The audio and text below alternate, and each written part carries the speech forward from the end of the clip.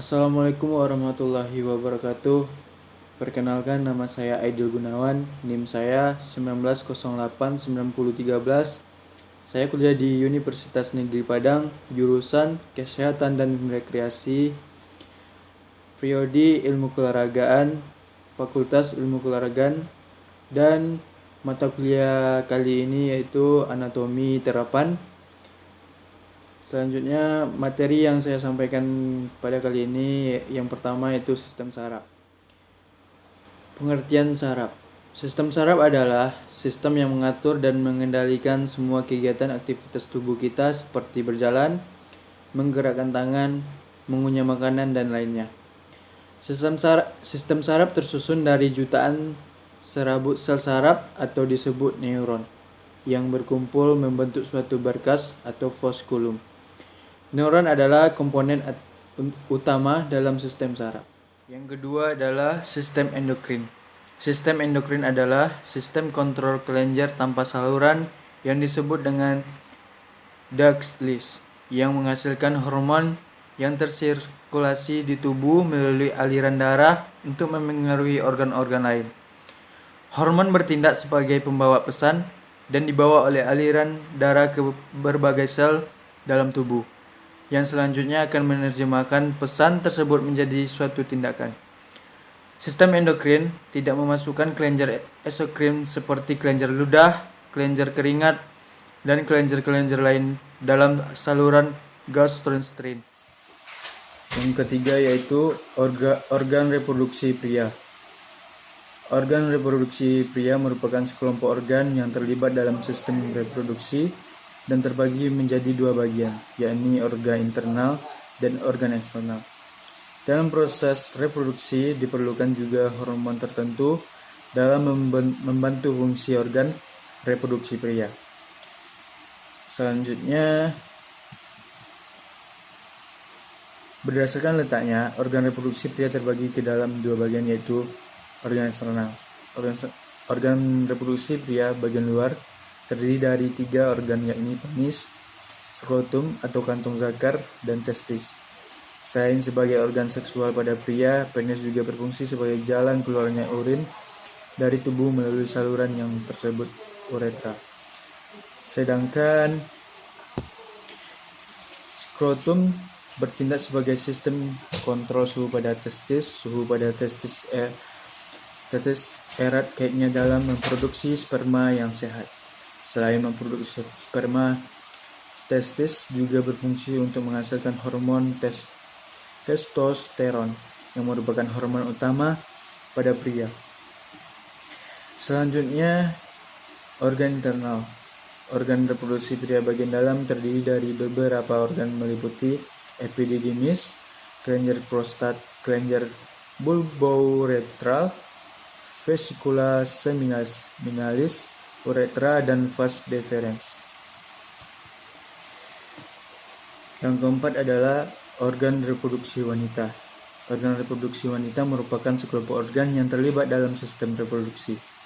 Dalam hal ini, untuk mempersiapkan kehamilan hingga melahirkan, setiap organ reproduksi dirancang dengan fungsinya masing-masing.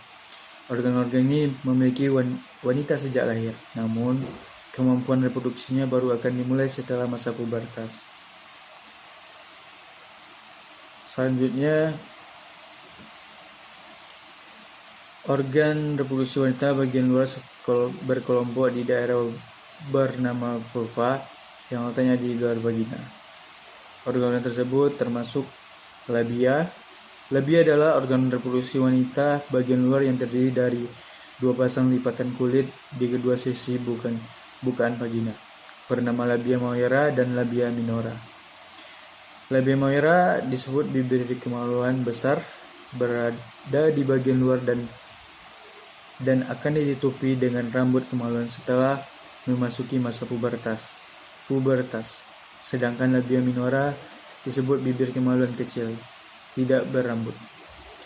Selanjutnya, mons pubis, tonjolan lemak di atas labia yang ditutupi dengan rambut setelah memasuki masa pubertas. Bagian ini mengeluarkan zat feromon yang diduga berperan dalam proses terjadinya ketertarikan seksual.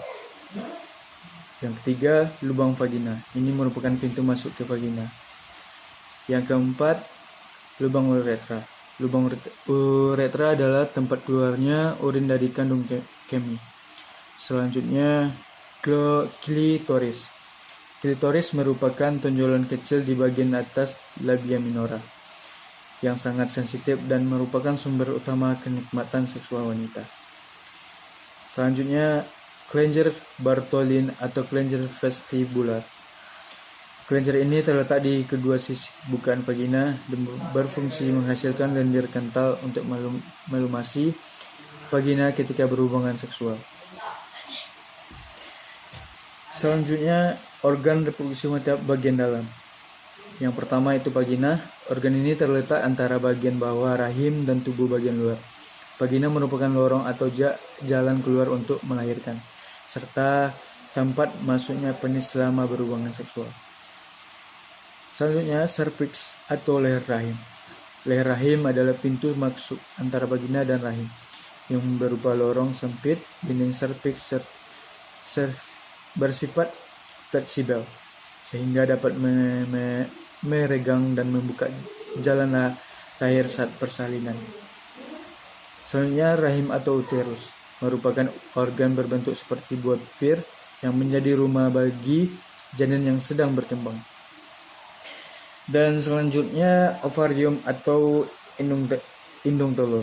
Organ ini merupakan kelenjar kecil berbentuk oval yang terletak di kedua sisi rahim.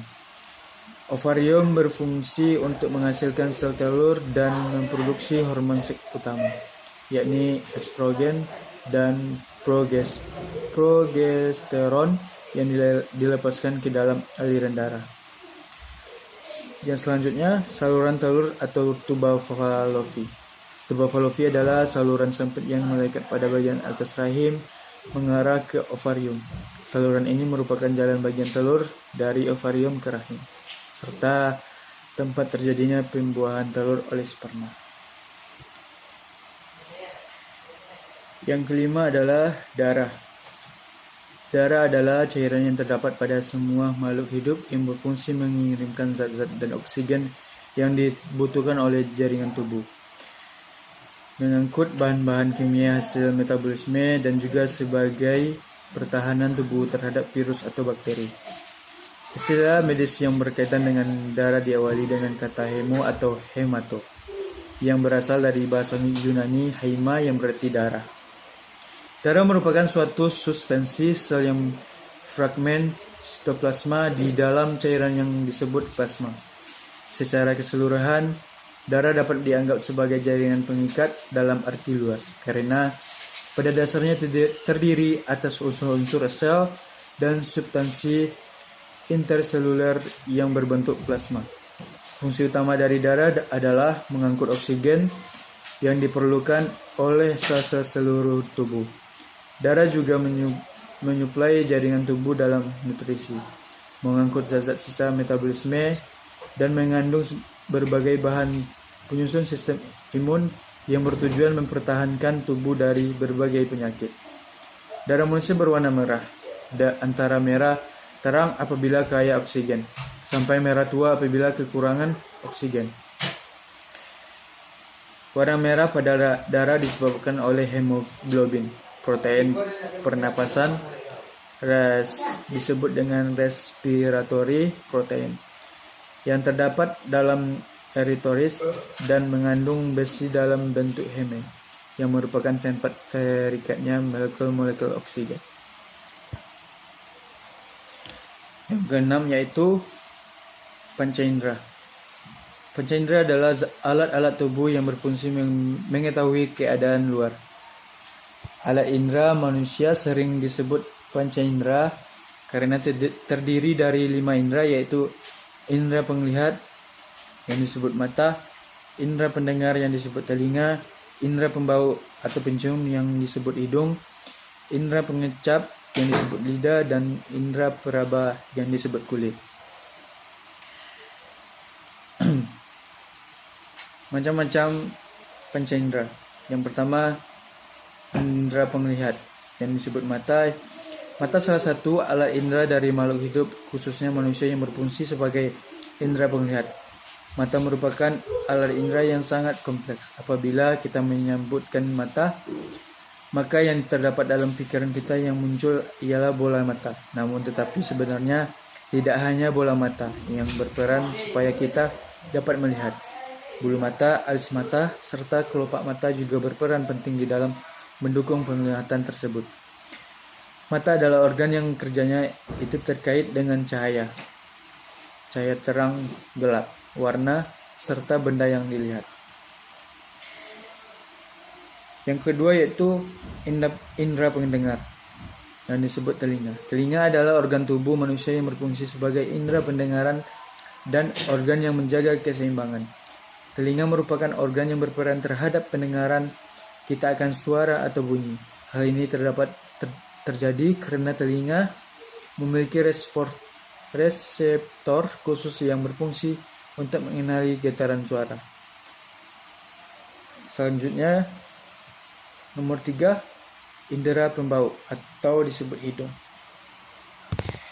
Hidung merupakan indera pembau di samping sebagai alat pernapasan.